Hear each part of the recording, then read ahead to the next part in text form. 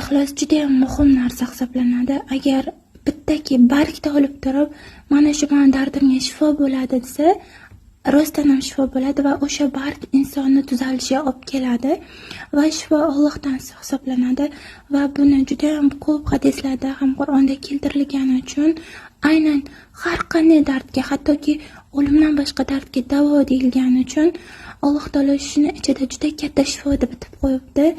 O'zim necha yildan beri tayyorlagan bo'lsam, vrachlar, juda ham ko'p nutritsiologlar, dietologlar, undan tashqari juda ham ko'p masalan bolalarni qurtiga davolanishga tavsiya qilishadi vrachlar. O'zlari vrachlar o'zi ichib kelishadi.